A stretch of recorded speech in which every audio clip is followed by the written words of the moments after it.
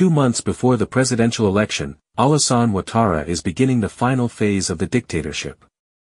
The hunt for opponents is on.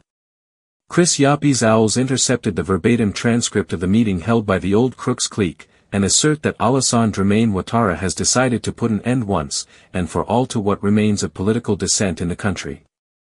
The tyrant of Cocody, advised from the shadows by the infamous Ouattara clan, is preparing a systematic crackdown against the opposition during his unconstitutional fourth term. The information is formal, verified, and verifiable. A secret meeting, held 2 days ago in the bunker of the presidential residence, sealed the fate of several opposition figures.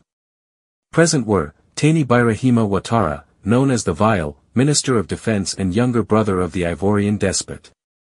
General Vagondo Diomandi, Minister of the Interior, and Sanson Kambili, Minister of Justice and executor of the regime's dirty judicial works. Together, they approved Phase 2 of the opposition neutralization plan, with the objective of severing the leadership of the rapidly growing mobilization in working-class neighborhoods, rural communities, and villages where the RHDP is absent, rejected, and loathed. Priority targets, street strategists.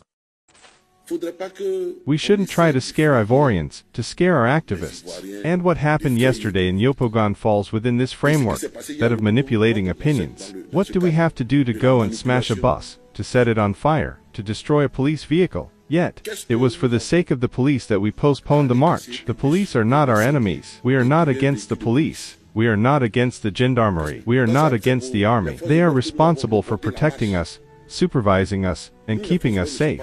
So, we submitted a letter to demonstrate and we are waiting for them to come and supervise our demonstration. There is no point in manipulating us to try to oppose other Ivorians, especially our police. We did not smash any buses yesterday. It is not in our culture, and, what is more, it is of no use in the fight we are waging. We decided to march peacefully because we believe in the power of the people. We believe in the mobilization of the people. We believe that with the people, we can move mountains. We believe that a united, determined, and mobilized people is more formidable than a nuclear weapon. This is our philosophy. This is our doctrine, and we believe in it. We have won many battles with the mobilization of the people.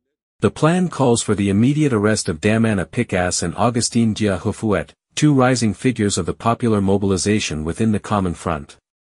Their crime: having been able to channel popular anger, and organize it into a peaceful, yet formidable, movement.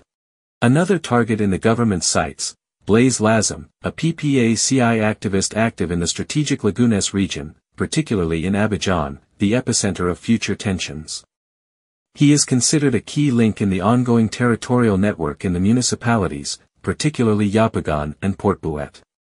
It is therefore necessary, in the very words used during the meeting, and I quote, to hear him, charge him, and imprison him.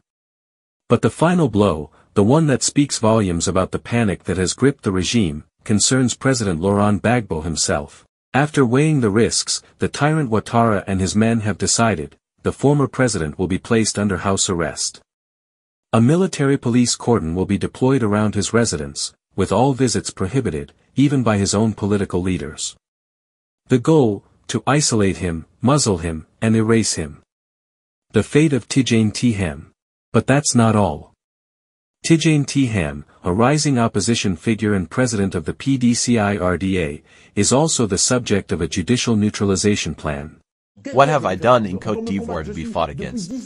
For 18 months, I have been insulted. That idiot Bonga Arthur insults me every Sunday on NCI. That other idiot, Bamba, says I don't pay my taxes. People who talk nonsense. Exasperated by his public outbursts, Alassane Ouattara, humiliated in his autocratic pride, has ordered the Minister of Justice to charge him as soon as possible.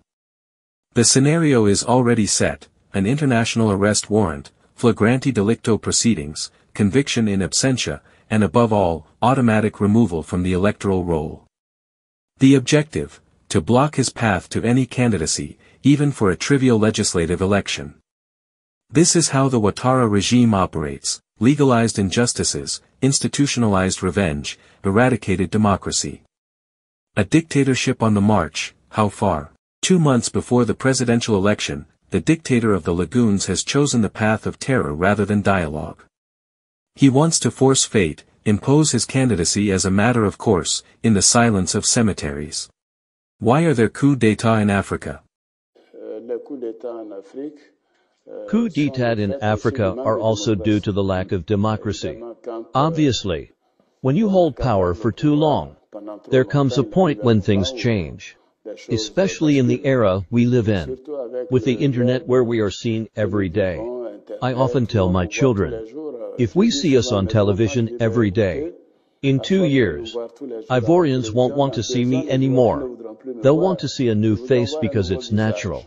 You see, people want something new. They want something new. And so, we are in a new era and we must adapt to that. We must ensure that, fundamentally, we offer citizens security. But this security must be accompanied by freedom and respect for the law. But what is the opposition doing? What is the people doing? To those who hope the tyrant will calm down, open your eyes, he will not stop. He will go all the way, unless the people prevent him. History is being written now. What we are experiencing is not a simple political crisis.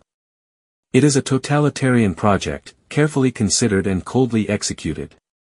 Those who refuse to see, those who remain silent out of fear or calculation, bear some responsibility. Barring a last-minute change, these decisions, which will surely plunge the country into the unknown, should be implemented by the dictator Ouattara. But he should know that this is the end of him. He will not get out of it. There is still time to say no. Tomorrow, it may be too late. Chris Yapi does not lie. Find Chris Yapi on his 2 YouTube channels, his Rumble channel, his TikTok, X, Instagram, VK and Threads accounts.